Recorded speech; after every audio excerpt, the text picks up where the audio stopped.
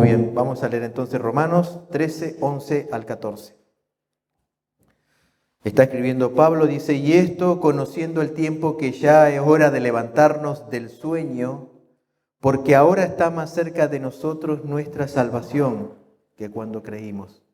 La noche está avanzada y se acerca el día. Desechemos pues las obras de las tinieblas y vistámonos las armas de la luz. Andemos como de día honestamente, no en glotonería y borracheras, no en lujurias y lascivias, no en contiendas y envidia, sino vestidos del Señor Jesucristo, y no proveáis para los deseos de la carne. Que Dios bendiga su palabra en esta tarde. El apóstol Pablo, cuando escribió Romanos, lo dividió en dos partes. Desde el capítulo 1 al capítulo 11, Pablo explicó todo lo que Dios hizo para salvarnos a pesar de lo que nosotros éramos, impíos y enemigos de Dios. Pero Dios nos amó, nos eligió, nos llamó, nos justificó, nos dio su Espíritu Santo, nos hizo parte de su familia,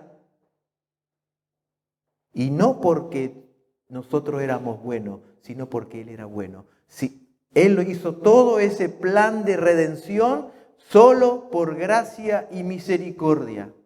Entonces, del capítulo 1 al capítulo 11, Pablo nos explica todo lo que Dios hizo a favor de nosotros sin merecerlo.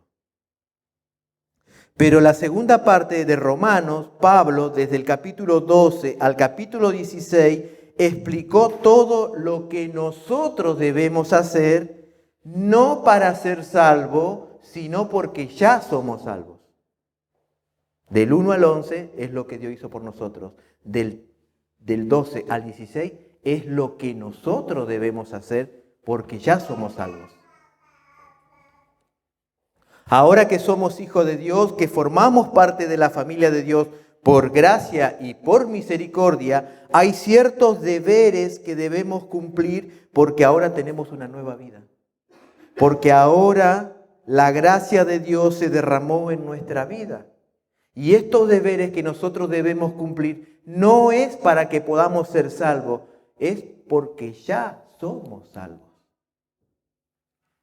Y para entrar un poquito en el contexto, es importante que podamos ver qué dice el capítulo 12. Capítulo 12 del versículo 1 y 2, Pablo explica mi deber ante Dios.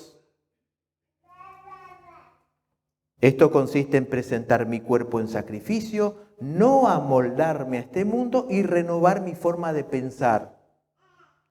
Desde los versículos 3 al 13, Pablo explica mi deber ante mis hermanos. Esto consiste en desarrollar mis dones para beneficiar la iglesia practicando el amor y el servicio. En los versículos 14 al 16, Pablo explica mi deber ante todas las personas, sean creyentes o no sean creyentes. Y Pablo acá nos va a decir que nosotros debemos bendecir a los que nos persiguen, gozarse con los que se gozan, llorar con los que lloran y rechazar todo tipo de orgullo. Desde los versículos 17 al 21, Pablo explica mi deber ante mis enemigos. Esto consiste en renunciar a la venganza y a no pagar mal por mal. Y en los versículos 13, capítulo 13, versículo 1 al 7, Pablo explica mi deber ante el gobierno. Esto consiste en obedecer, respetar toda autoridad humana, ya que estas autoridades han sido establecidas y puestas por Dios. Y los versículos 8 al 10 de este capítulo 13, Pablo explica mi deber ante el prójimo. Esto consiste en amarlo como a uno mismo, porque de esa manera se cumple la ley. Y ahora vamos a estudiar en esta noche mi deber frente a la venida de Cristo. Entonces, Pablo en este capítulo 12 está dando una serie de deberes que debemos hacer porque ya hemos sido salvados. Y hoy vamos a estudiar mi deber ante la venida de Cristo. Pienso que todo creyente sabe que el Señor viene por segunda vez. Eso es algo que hemos leído, escuchado y cantado muchísimas veces. Pero lo más importante, hermano, es saber si yo estoy preparado para encontrarme con el Señor. Eso es lo más importante. ¿Estoy yo preparado para encontrarme con el Señor? Todos tenemos que preguntarnos en esta noche, ¿anhelo yo el regreso de Cristo? Si yo supiera que Cristo viene mañana a la noche, ¿eso qué produciría en mi vida? ¿Gozo o temor? Si yo supiera que mañana el Señor me lleva de este mundo, ¿qué produciría eso en mí? ¿Alegría o me preocuparía? ¿Tendría temor?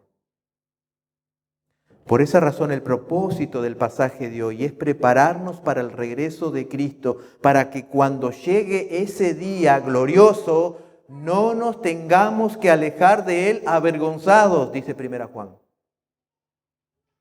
Hermanos, cuando el Señor venga va a haber creyentes que se van a avergonzar. No se van a gozar, se van a avergonzar. Hermanos, la misión de todos los días es prepararnos para ese día. Todos los días nosotros tenemos que prepararnos para ese día. Ese glorioso día que Cristo nos venga a buscar. Y Pablo en este pasaje va a hacer 3 llamados urgentes. 3 llamados urgentes ante la inminente venida de Cristo. En primer lugar, Pablo va a decir que hay que despertarse del sueño. En segundo lugar, Pablo va a decir que hay que desechar el pecado. Y en tercer lugar, Pablo dice que hay que vestirse del Señor Jesucristo. Entonces vamos al primer punto en esta noche, despertarse del sueño. Versículos 11 y 12. Y esto, conociendo el tiempo, que ya es hora de levantarnos del sueño, porque ahora está más cerca de nosotros nuestra salvación que cuando creímos. La noche está avanzada y se acerca el día.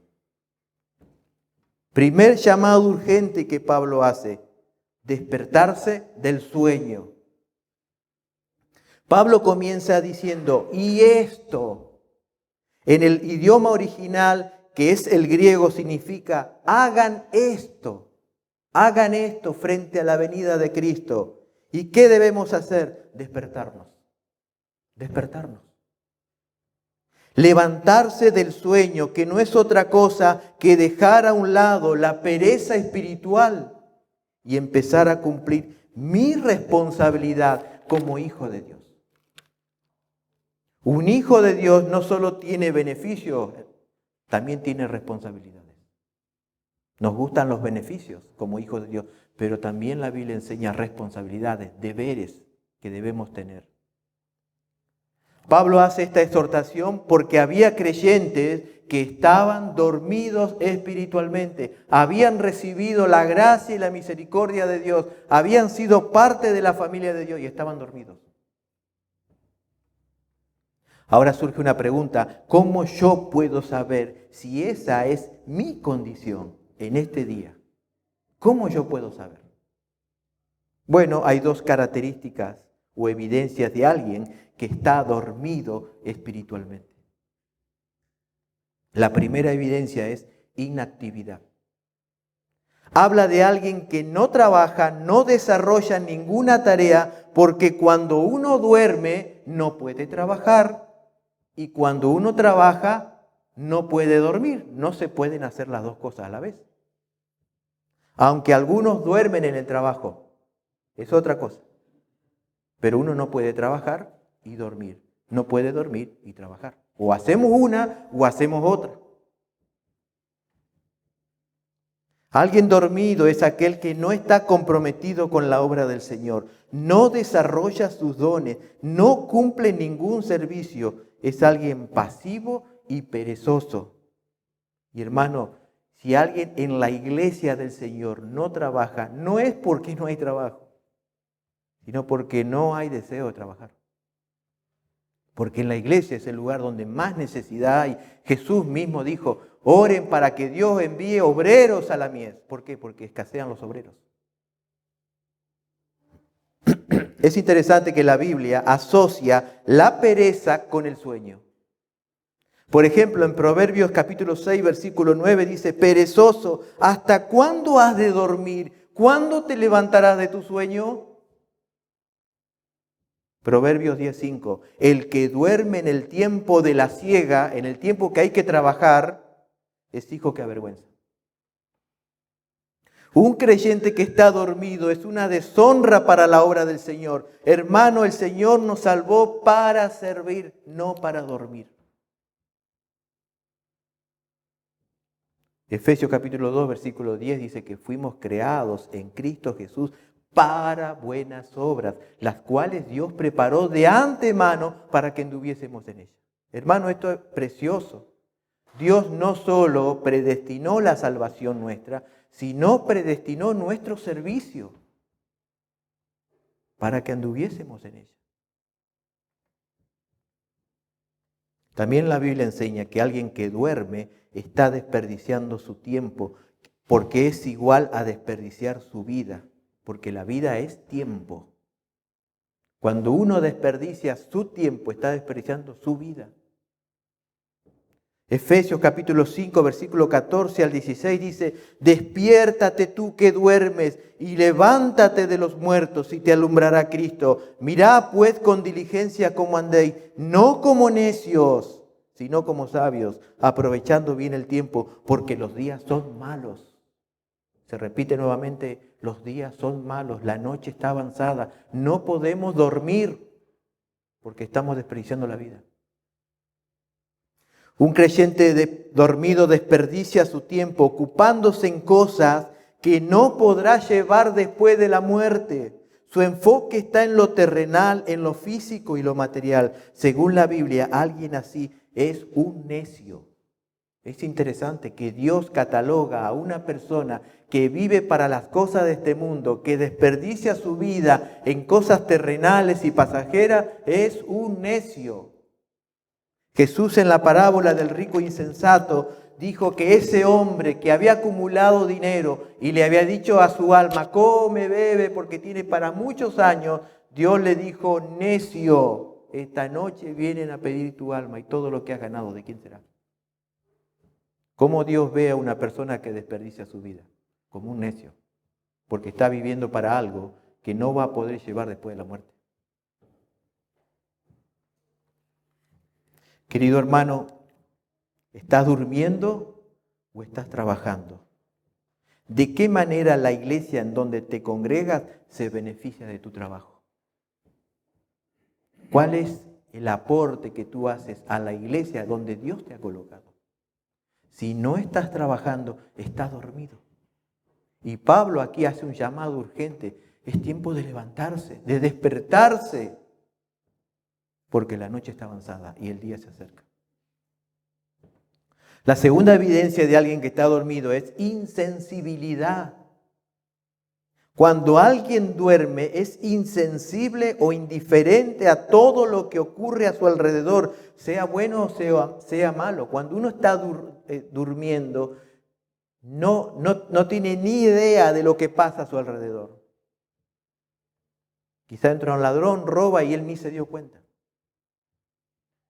Un cristiano que duerme es ajeno e indiferente a todo lo que le rodea, la obra del Señor, el estado de los hermanos y la condenación de los perdidos. Es insensible.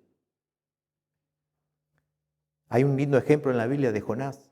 Cuando Jonás dormía en el barco, él estaba ajeno a todo lo que sucedía a su alrededor. Los marineros arriesgaban su vida para salvar ese barco mientras él dormía plácidamente en aquel lugar. Él ignoraba completamente lo que estaba pasando allá arriba. Hoy hay muchos cristianos como Jonás. Están dormidos y cómodos en el barco del egoísmo, mientras que a su alrededor las almas se pierden en la condenación eterna, mientras la iglesia sufre la ausencia de obreros. En cierta ocasión, una mujer esposa de un misionero, estaba en su cuarto llorando desconsoladamente. Su esposo se acercó preocupado y le dijo, ¿qué te pasa? Y ella dijo, llorando desconsoladamente, estoy llorando porque las almas se van al infierno. Estoy llorando porque las almas se van al infierno. Una mujer que realmente tenía sensibilidad a lo que estaba pasando a su alrededor. Querido hermano, si tú no sientes compasión por los perdidos, no sientes interés por la obra del Señor, tú estás dormido. Y Pablo dice, es hora de levantarse, porque el Señor viene. Ahora bien, Pablo nos va a decir por qué debemos despertarnos. Pablo va a dar 3 razones por qué es hora de levantarse. En primer lugar, versículo 11. Dice, y esto conociendo el tiempo que es ya hora de levantarnos del sueño, porque está más cerca de nosotros nuestra salvación que cuando creímos. En palabras más sencillas, porque cada vez estamos más cerca de la culminación de nuestra salvación. Pablo no está diciendo que un cristiano es medio salvo y que pronto será salvado completamente de sus pecados. No está diciendo esto Pablo. Lo que Pablo está diciendo que el alma ya fue salvada, pero resta nuestro cuerpo. Nuestro cuerpo todavía no ha sido redimido, no ha sido glorificado. Según Romanos 8:23, estamos esperando la redención de nuestro cuerpo.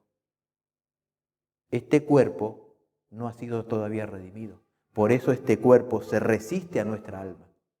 Y nosotros estamos esperando esa culminación de salvación. El Señor ya salvó mi alma, pero estamos esperando que el Señor salve mi cuerpo, redima mi cuerpo.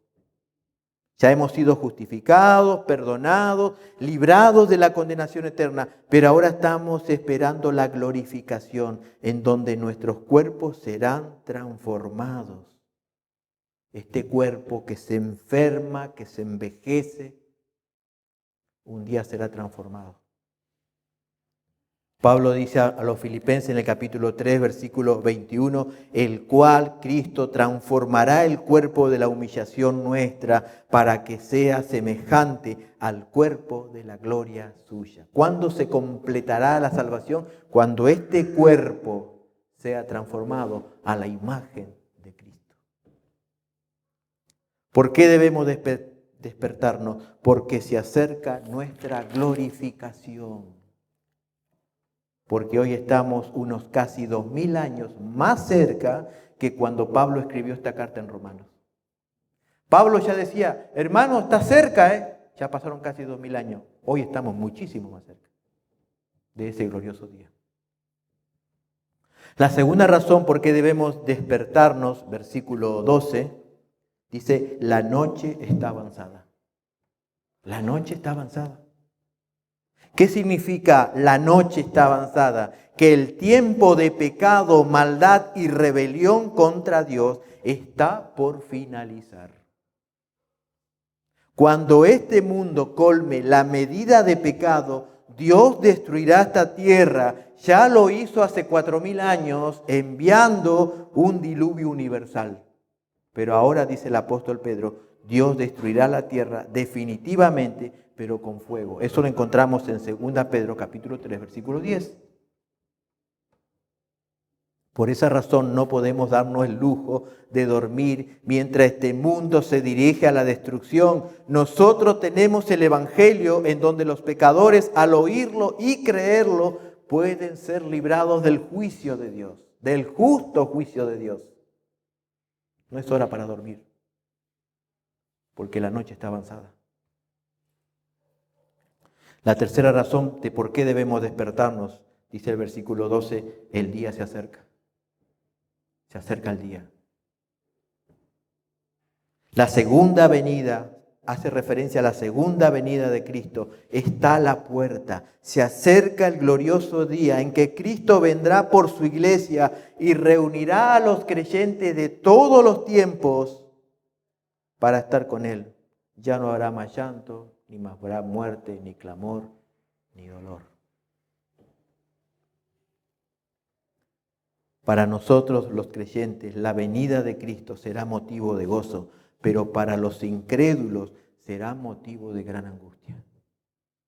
La venida de Cristo traerá dos efectos. Para los cristianos habrá gozo, pero para aquellos que se han rebelado contra Dios, que no quieren saber nada de Dios, que no quieren arrepentirse de sus pecados, será el día más terrible para ellos.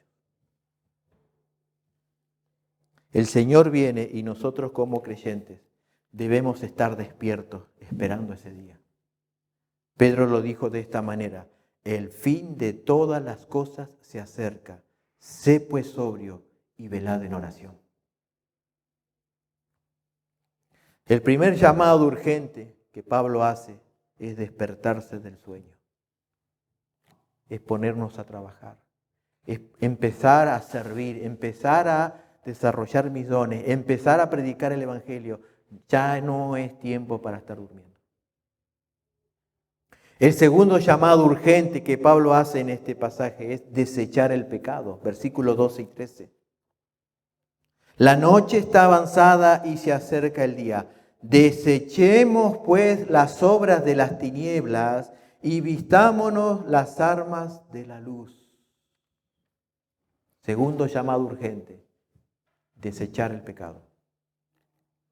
La palabra desechar significa abandonar, renunciar. También implica arrepentirse, porque el arrepentimiento significa abandonar el pecado. Eso es arrepentimiento, abandonar el pecado.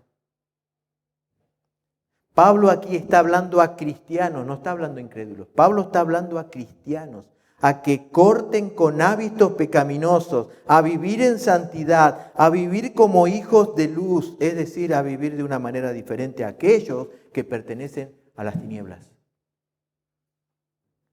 Pablo aquí compara al mundo con la noche, con las tinieblas, pero el cristiano es comparado con la luz, con el día, representando la verdad, la santidad y la integridad.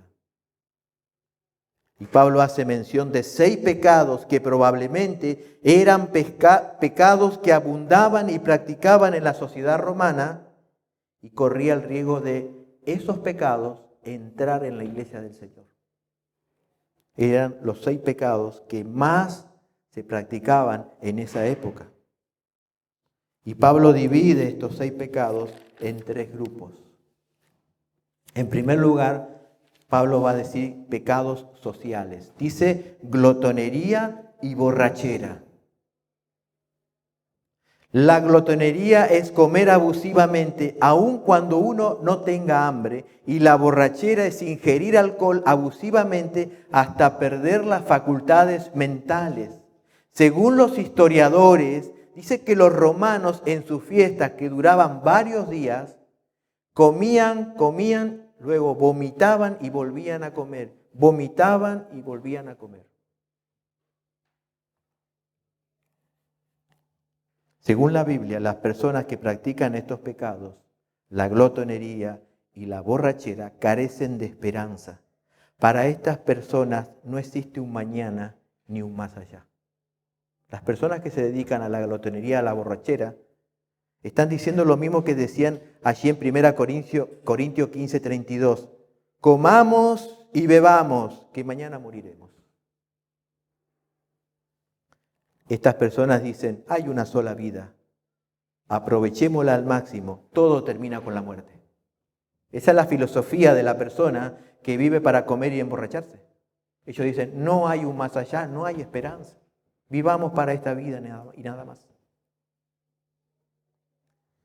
Luego Pablo hace mención de pecados sexuales. Dice lujuria y lascivia.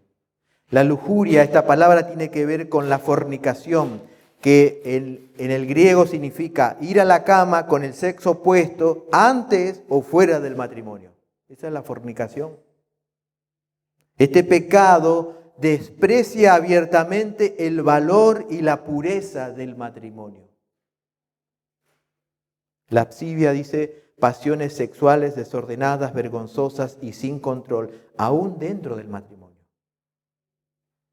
Tanto la lujuria como la lascivia son pecados que atentan contra el matrimonio, que pervierten el diseño sagrado de Dios. Y hermanos, hoy el mundo más que nunca ha convertido el sexo en un juego, en un negocio, en un placer pervertido, y los cristianos están siendo bombardeados con eso. El diablo quiere destruir las dos instituciones que Dios creó: el matrimonio y la iglesia.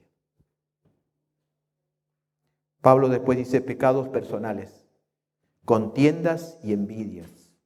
La palabra contienda se refiere a altercados, riñas, a una enemistad persistente.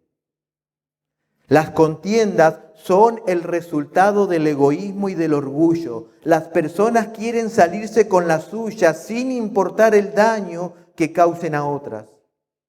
En la contienda desaparece la humildad y el amor. Cuando hay contienda, no hay humildad, no hay amor. Luego Pablo dice, la envidia hace referencia a un celo pecaminoso. La envidia es un sentimiento de tristeza y malestar al ver lo bien que le va a la otra persona. Esa es la envidia. Yo me pongo mal cuando veo que el otro prospera, cuando el otro tiene lo que yo no puedo tener. La envidia no se goza con los que se gozan, sufre con los que se gozan. Alguien envidioso no es feliz. Hermanos, todos estos pecados identifican a los hijos de las tinieblas, pero a veces pueden ser parte de nuestra vida. A veces podemos ser influenciados por estos pecados. Por esa razón Pablo nos llama a desechar el pecado, a vivir honestamente, porque somos hijos de luz, somos hijos de Dios. Ya no somos más hijos de las tinieblas. Ahora somos hijos de luz. El cristiano que no está viviendo una vida santa y obediente es un cristiano que no comprende la importancia y el significado del regreso de Cristo. Para el cristiano que está esperando a su Señor, se limpia y honra a su Señor viviendo una vida santa y piadosa. Bien lo dice Juan en el capítulo 3, versículos 2 y 3. Dice algo muy parecido. Amados, ahora somos hijos de Dios y aún no se ha manifestado lo que hemos de ser, pero sabemos que cuando Él se manifieste, cuando Él regrese, seremos semejantes a Él porque le veremos tal como Él es. Pero preste atención a lo que sigue diciendo. Y todo aquel que tiene esta esperanza, la esperanza de que el Señor viene a buscarme, se purifica a sí mismo, así como Él es puro. La responsabilidad del Señor es venir a buscarnos.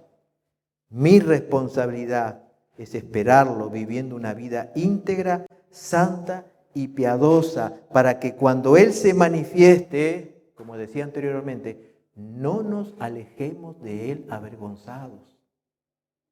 Hermanos, la venida de Cristo para muchos creyentes será motivo de vergüenza. Será motivo de vergüenza. Porque el Señor los encontrará dormidos o los encontrará practicando hábitos pecaminosos. Aquí hay una gran enseñanza. No todos los cristianos sentirán gozo cuando el Señor regrese. Muchos cristianos sentirán vergüenza, hermano, porque en esta tierra no vivieron de acuerdo a su posición. Hijos de Dios, hijos de la luz, hijos del día. En cierta ocasión a Alejandro Magno le presentaron un soldado que tenía un comportamiento rebelde. Entonces Alejandro Magno los mandó a llamar y le preguntó, ¿cómo te llamas? Y el soldado le dijo, me llamo Alejandro. Entonces Alejandro Magno le dijo, o cambias tu conducta o cambia tu nombre. Porque ese soldado que se llamaba Alejandro era una mala representación de Alejandro Magno. O cambias tu conducta o te cambias tu nombre. Si nosotros decimos que somos cristianos, debemos vivir como cristianos, no como mundanos. Vivir como hijos de luz, no como hijos de las tinieblas. El primer llamado urgente que Pablo hace es despertarse del sueño. El segundo llamado es desechar el pecado. Pero el tercer llamado urgente lo encontramos en el versículo 14. Sino vestíos del Señor Jesucristo y no proveáis para los deseos de la carne. El tercer llamado urgente de Pablo es a vestirnos del Señor Jesucristo. Según la Biblia, ya estamos vestidos de Cristo, pero estamos vestidos posicionalmente. Pero aquí el llamado es a vestirnos de Cristo en nuestra vida práctica, en nuestro andar diario. Vivir de acuerdo a nuestra posición. Vestirnos de Cristo significa ser parecidos a Cristo. Habla de crecimiento y madurez espiritual. Es imitar a Cristo en todas las áreas de nuestra vida. Es reflejar a Cristo. Por esta razón, los primeros creyentes en el libro de Hechos fueron llamados cristianos, porque su manera de vivir era igual a la de Cristo. Se parecían a Cristo. ¿Y saben lo más interesante de esto? Que no fueron los mismos creyentes que se pusieron cristianos. Fueron los incrédulos que le pusieron cristianos. Porque ellos veían que esas personas representaban y reflejaban a Cristo. Los incrédulos pusieron nombre de cristianos a los creyentes.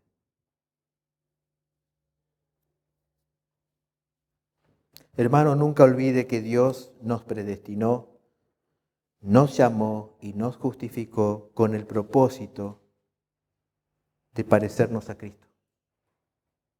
En Romanos 8:29 dice el apóstol Pablo unos capítulos atrás, porque a los que antes conoció, también los predestinó para que fuesen hechos conforme a la imagen de su Hijo, para que Él sea el primogénito entre muchos hermanos. Este versículo, hermano, nos muestra el propósito final de la salvación. ¿Cuál es el propósito final de la salvación? Si queremos ser más profundo, ¿cuál es el propósito final de la predestinación? Ser parecidos a Cristo. Para eso el Señor nos salvó, nos predestinó, para que seamos conforme a la imagen de Cristo. Porque Dios ama tanto a su Hijo que Él ha determinado que todos los salvados, los redimidos, se parezcan a Jesús. Por lo tanto, la tercera manera de esperar al Señor es viviendo e imitando a Cristo. En el Nuevo Testamento continuamente se nos llama a imitar a Cristo, a ser como Él. Por ejemplo, se nos llama a pensar como Cristo. Filipenses 2, 5 y 6 dice, haya pues en vosotros este sentir, es decir, esta forma de pensar que hubo en Cristo Jesús, el cual siendo en forma de Dios, no estimó ser igual como cosa que aferrarse. Ser como Cristo es tener una mente humilde y obediente sin importar las consecuencias. Jesús fue humilde y obediente hasta la muerte. ¿Y qué muerte? Muerte de cruz. También el Nuevo Testamento nos llama a vivir como Cristo. Es un versículo que nuestro hermano Alejandro lo compartió. 1 Juan 2:6. El que dice que permanece en Él debe andar como Él anduvo. Los que afirman ser cristianos deberían vivir de la misma forma que Él vivió, una vida de obediencia, santidad y servicio. Los no creyentes deben darse cuenta que nosotros los cristianos no vivimos como ellos viven y que nosotros somos diferentes. Hermanos, ser santo es ser diferente, es ser distinto, es nadar contra la corriente de este mundo, es ser como Jesús. En cierta ocasión un niño le dijo a su mamá que quería ir a vivir a la iglesia. La mamá se puso contenta y le dijo, ¿por qué querés ir a vivir a la iglesia? El niño dijo, porque en la iglesia papá es bueno. Una doble vida. En el hogar era un demonio y en la iglesia era un santo. No, hermano. Si nosotros decimos que somos cristianos, debemos vivir como Cristo dentro y fuera del hogar. También el Nuevo Testamento nos llama a servir como Cristo. San Juan 13, 14 y 15. Jesús lava los pies de sus discípulos como un esclavo. Y el Señor dice, ustedes vieron lo que yo hice, ustedes tienen que hacer lo mismo. Tienen que servir. Tienen que vivir para servir, no para ser servidos. También la Biblia nos llama a perdonar como Cristo. En Colosenses 3:13 dice, si alguno tuviere queja contra otro, de la misma manera que Cristo nos perdonó, ustedes perdonen. También a dar como Cristo, 1 Juan 3:16, a sufrir como Cristo, 1 Pedro 2:21. Hermanos, Dios les ha bendecido con un mejor y mayor salón para sus reuniones, pero nunca olviden esto, nunca olviden esto. Lo más bello y atractivo de una congregación no es el edificio, no es la decoración, no es la cantidad de personas que asisten. Lo más bello y atractivo de una congregación es que las personas que dicen ser cristianas se parezcan a Cristo. Eso es lo que atrae al mundo, que aquellos que dicen cristianos viven como Cristo, reflejan a Cristo en su manera de pensar, en su manera de andar, en su manera de dar, en su manera de servir, en su manera de sufrir. Y Pablo termina este llamado diciendo en el versículo 14, y no proveáis para los deseos de la carne. Vístanse del Señor Jesucristo, reflejen a Cristo, pero no provean para los deseos de la carne. Pablo no dice que no tengamos deseo de la carne, no está diciendo eso. Porque eso es imposible. Lo que él está diciendo, no alimenten esos deseos de la carne, de la vieja naturaleza. No les den de comer a esos deseos pecaminosos. Como dijo Martín Lutero, yo no puedo evitar que los pájaros vuelen alrededor de mi cabeza, pero sí puedo evitar que ellos hagan nido. Hermano, yo no puedo evitar que venga un mal pensamiento, un mal sentimiento en mi vida. No lo puedo evitar, pero sí puedo evitar que ese pensamiento o ese sentimiento se forme un hábito en mi vida. Y Pablo dice, no lo alimenten. No lo alimenten. Van a venir esos pensamientos. No lo alimenten, rechácenlo. Si nosotros alimentamos nuestra vieja naturaleza, no podremos mostrar nuestra nueva naturaleza. Esa nueva naturaleza es Cristo en mí. El creyente tiene doble naturaleza, el incrédulo tiene una sola. El incrédulo tiene la naturaleza que lo lleva al pecado. El creyente tiene la naturaleza que lo inclina al pecado, pero Dios en el nuevo nacimiento le dio una nueva naturaleza que me inclina a la santidad. El cristiano posee dos naturalezas, pero si quiere vestirse de Cristo, no debe alimentar la vieja naturaleza. Es decir, debe renunciar y rechazar todo aquello que no se parece a Cristo, todo aquello que Dios no le agrada, aunque eso lo lleve a perder amistades y comodidades. Quiero terminar en esta noche con dos conclusiones finales, una para aquellos que no son creyentes y una para nosotros los creyentes. Para aquellos que no son del Señor, para aquellos que dicen, a mí no me interesa Dios, yo no quiero saber nada con Dios, yo vivo para mí mismo. Esta semana le estuve compartiendo el Evangelio, hablando a un compañero de trabajo y me dijo, no, eso no es para mí, no es para mí. Bueno, quiero hablarle a esas personas que hoy no les interesa Dios. La Biblia enseña que tú no estás dormido espiritualmente, tú estás muerto espiritualmente. Muerto espiritualmente. Es decir, que tú no reaccionas ni respondes a ningún estímulo espiritual. Estás muerto espiritualmente. Es decir, que las cosas de Dios no te interesan, al contrario, te parecen que son una locura, una pérdida de tiempo. Eso es un indicador que estás muerto espiritualmente y tú no tienes ninguna relación con Dios. Tú no tienes ninguna relación con Dios. Tú vives como los animales. Estás muerto espiritualmente. Y si llegas a morir en esa condición, tu destino es la condenación eterna. Así lo dice la Biblia.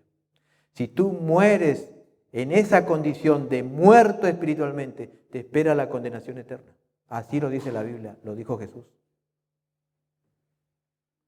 Jesús dijo, el que no naciere de nuevo no entrará al reino de los cielos.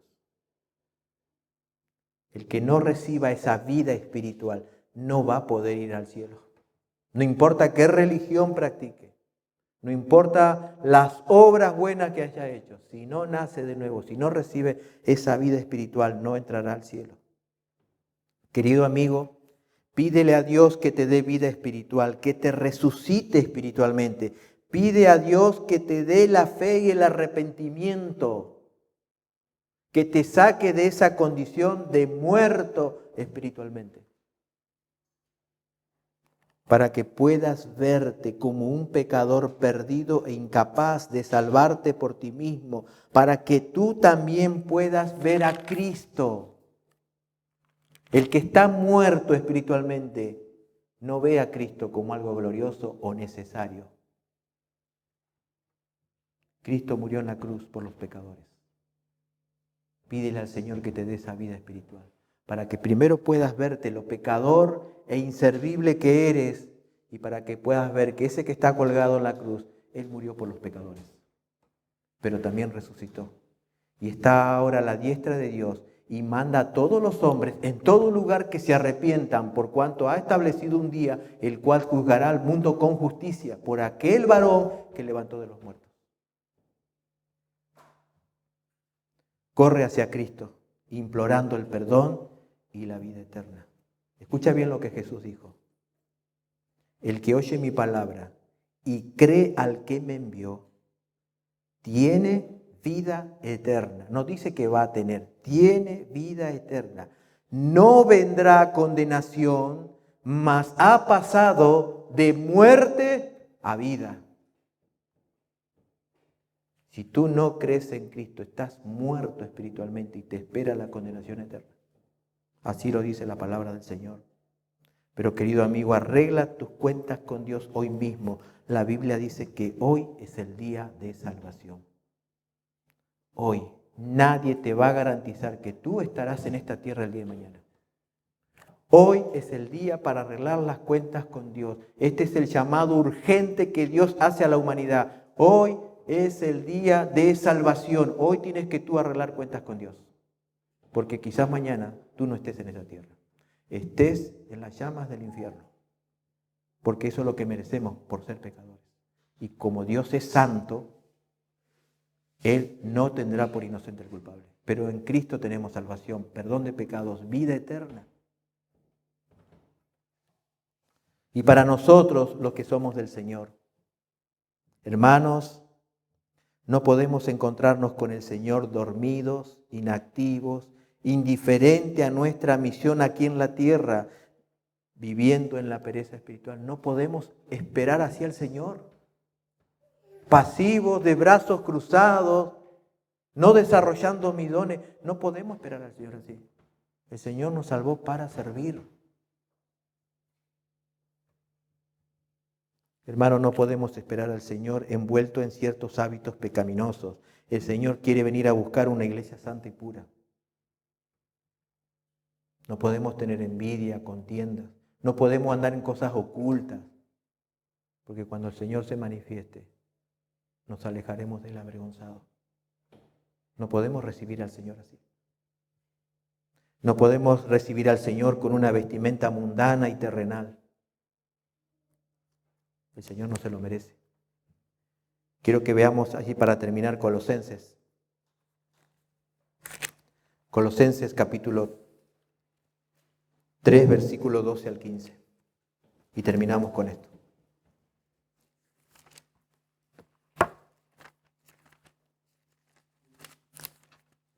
Colosenses capítulo 3, versículo 12 al 15.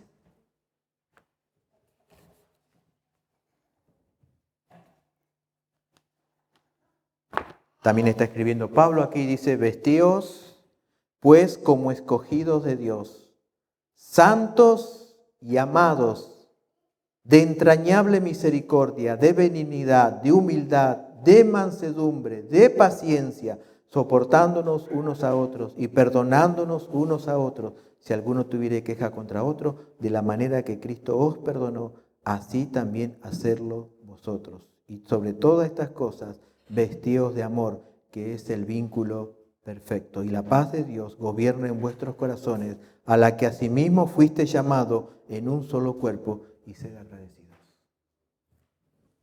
Vestíos como escogidos de Dios. Reflejen a Cristo. Levántense del sueño. Desechen el pecado. Porque el Señor viene. Y es nuestra responsabilidad esperarlo, como dice aquí el apóstol Pablo. Despiertos, puros y vestidos. Da la idea de alguien que está por irse de viaje, ¿no? Uno se levanta a la mañana, se despierta, se baña, se viste y está listo para salir. Que en verdad esa sea nuestra vida, nuestra forma de vivir ante la venida de Cristo.